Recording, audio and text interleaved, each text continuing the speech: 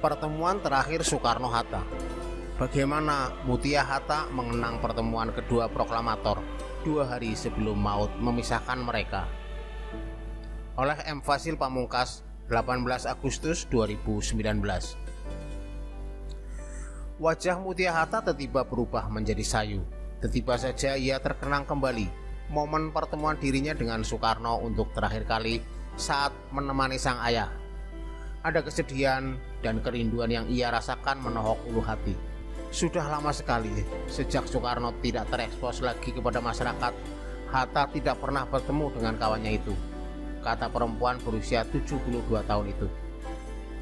Bukan rahasia lagi jika hubungan dua bapak pendiri bangsa ini sempat meregang pasca Indonesia berdiri sebagai sebuah negara, terutama dalam kurun masa 1950-an sampai 1960-an. Masalah utamanya adalah perbedaan pandangan mengenai masa depan revolusi Indonesia, di samping soal prioritas pembangunan negeri. Dalam sebuah buku mengenang Bung Hatta yang memuat pengalaman-pengalaman pribadinya selama mendampingi Muhammad Hatta sebagai sekretaris, Iding Wangsa Wijaya memastikan bahwa keduanya tidak pernah saling mendendam. Hal itu tidak sampai merusak hubungan pribadi beliau berdua. Ini saya ketahui persis, terutama yang menyangkut sikap Bung Hatta terhadap Bung Karno di balik pertentangan-pertentangan pendapat beliau. Salah satu bukti yang dapat saya utarakan bahwa Bung Hatta tidak menaruh dendam dan tidak memusuhi Bung Karno ialah peristiwa menjelang wafatnya Bung Karno, lanjut Wijaya. Pada Jumat pagi 19 Juni 1970, Hatta dikirimi sepucuk surat oleh Mas Agung, salah satu kawan Soekarno yang bernama asli Cio Wietai. Ia diberitahu bahwa Soekarno masuk Rumah Sakit Pusat Angkatan Darat karena kondisinya yang semakin gawat dan harus dirawat intensif. Mas Agung menegaskan bahwa saat-saat seperti ini harus cepat dimanfaatkan oleh Hatta untuk menemui Soekarno. Sebagaimana diketahui, ketika itu Soekarno menjadi tahanan rumah yang tidak boleh dihubungi oleh sembarang orang, tidak terkecuali oleh Hatta. Saat mendapat kabar itu, Hatta segera meminta Wangsa Wijaya untuk menghubungi pihak-pihak tertentu agar diberi izin menjenguk Soekarno. Tidak lama, sekretarisnya itu menghubungi sekretaris militer, Letnan Jenderal Cokro Pranolo, dan menjelaskan keinginan Hatta tersebut.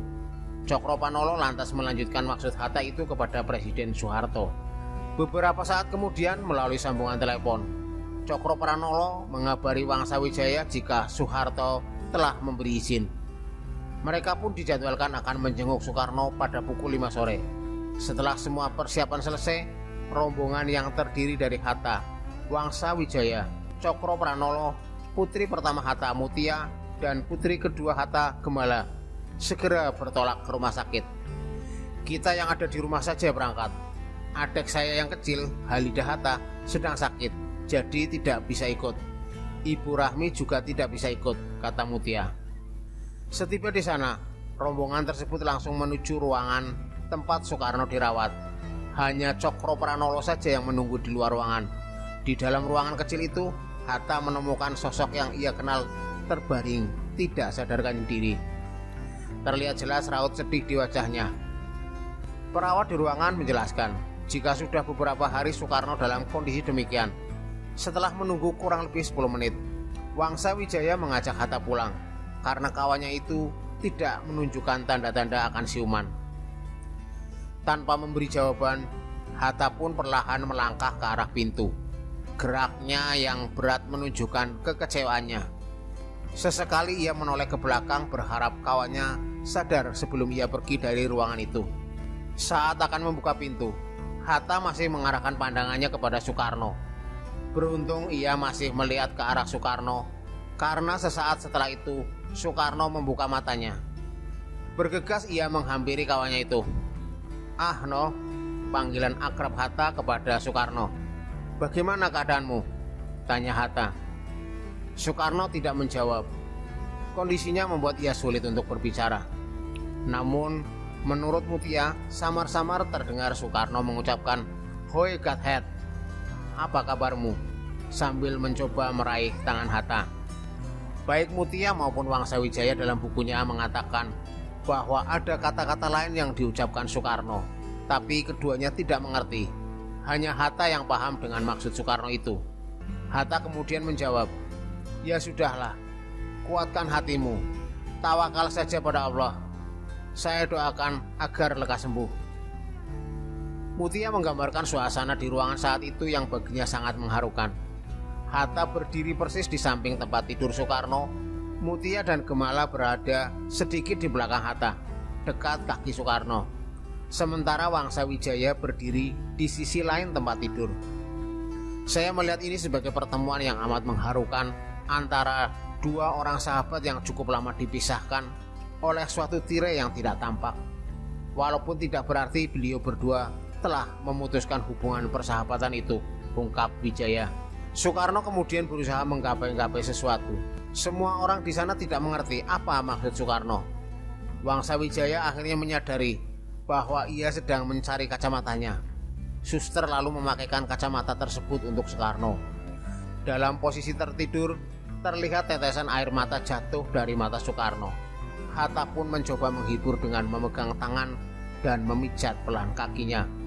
Tidak ada pembicaraan apapun di antara keduanya. Hanya pandangan mereka yang berbicara. Jauh di lubuk hatinya, Hatta sangat marah kepada penguasa baru yang sampai hati menyiksa Bung Karno. Walau prinsip politik di antara dirinya dengan Soekarno tidak bersesuaian, namun hal itu sama sekali tidak merusak persahabatan yang demikian erat dan tulus. Kami semua tidak bisa berkata apa-apa. Kami hanya bisa mendoakan, namun saya bersyukur bisa berada di sana, menyaksikan kedua proklamator berpisah untuk terakhir kalinya. Tidak diketahui dengan pasti berapa lama Hatta dan rombongannya menemani Soekarno. Setelah itu, Hatta pamit pulang. Keluar dari ruang perawatan tersebut, mereka pun kemudian diantar pulang oleh Cokro Pranolo, kembali ke kediamannya. Hatta dan siapapun yang hari itu menjenguk Soekarno tidak mengetahui bahwa itulah pertemuan terakhir mereka dengan sang proklamator. 2 hari kemudian, tepatnya Minggu 21 Juni 1970, Soekarno menghembuskan nafas terakhirnya. Saat mendapat kabar duka itu, Hatta hanya bisa termenung. Nampak sekali dia merasa kehilangan. Terima kasih telah menonton sampai akhir. Semoga bermanfaat. Wassalamualaikum warahmatullahi wabarakatuh.